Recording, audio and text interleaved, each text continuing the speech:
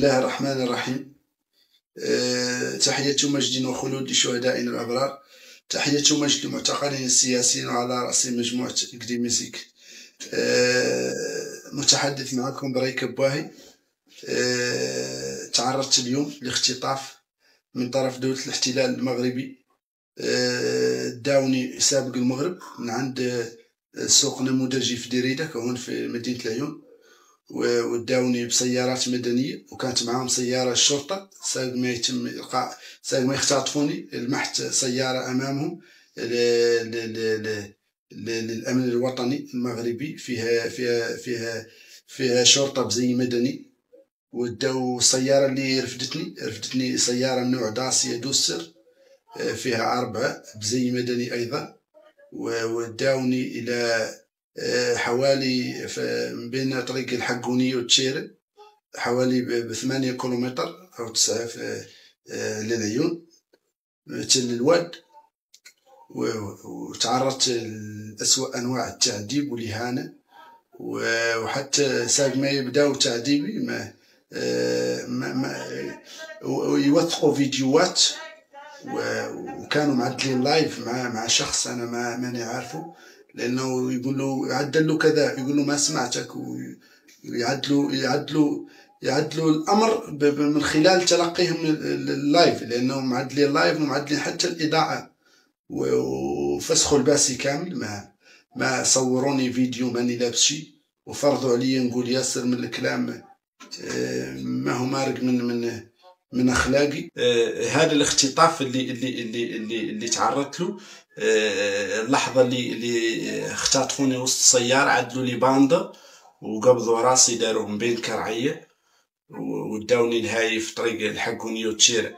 منين عدلوا تعذيبهم ذاك ووفاوا تعذيبهم كامل، خلاوني فم في الواد بعيد عن المدينة ب9 كيلومتر، وداو نعايلي، جبرت بلا نعايل، وقبضوا تليفوني ودقدقوه. راه تليفوني راه دقدقوه كامل هذا، وهذا كامل اللي خلاهم يعدلوا هاي الحالة هو دعم جبهة البوليساريو وتخليدي لذكرى 27 فبراير، هو اللي خلاهم في هاي الحالة الهستيرية اللي تعرضت لها. ونبغي نوجه رسالتي لأنهم أعطاوني وعد على أن الشي لا يكرر دائما. يعني أي شيء يوقع لي من هون قدام، الدولة المغربية تتحمل المسؤولية التامة. أي شيء يوقع لي جسديا هون في المدينة، وبعد هاي ما يفعل الرجال، بعد والله ما يفعل الرجال. ومن العيب والعار كصحراوي، ونعيشوا الصحراويين نعيشوا هون تحت الاحتلال 50 سنة، وإحنا وملفنا مدرج في اللجنة الرابعة لتصفية الاستعمار منذ سنة 1963، ومازال تناقش قضية الصحراء الغربية في مجلس الأمن وفي أروقة الأمم المتحدة في كل سنة، ولا توجد حتى آلية حقوق الإنسان. هذا عيب وهذا عار. هذا باش تعرفوا على أن احنا ما خالق قانون في العالم، ولا خالق منابر حقوقية، وما خالق هيئات، ولا خالق جمعيات، ولا خالق شيء. احنا هون في عزلة على العالم، يا المنظمات ويا الضمائر الحية.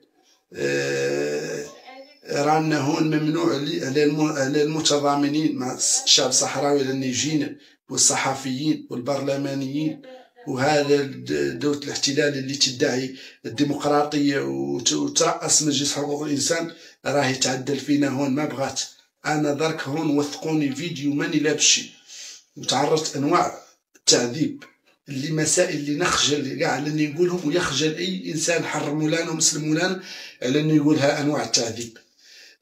رسالتي للشعب الصحراوي يجي يتضامنوا معايا في ذا النوع من التعذيب اللي تعرضت له. كانوا ما يطرى لي وما كانوا ما يطرى لاي صحراوي في المستقبل. وهذا مولا يتخطى مرور الكرام. داري مفتوحة للجميع. نطلب من جميع الصحراويين اللي بالتحديد اللي في مدينة العيون يجوا يتضامنوا معايا، وانا بنص حق يعذبوني ويصوروني عريان. عفريش عدلت، ما خبطت حد ولا تهجمت على حد ولا قد سبيت حد. انا ايد دعمي علانية رائدة كفاحنا الجبهة الشعبية لتحرير ساقية الحمراء ووادي الذهب. واش حبنا لجبهة البوليزاريو أصبحت جريمة؟ حبنا للجمهورية أصبحت جريمة؟ هذا عيب وهذا عار.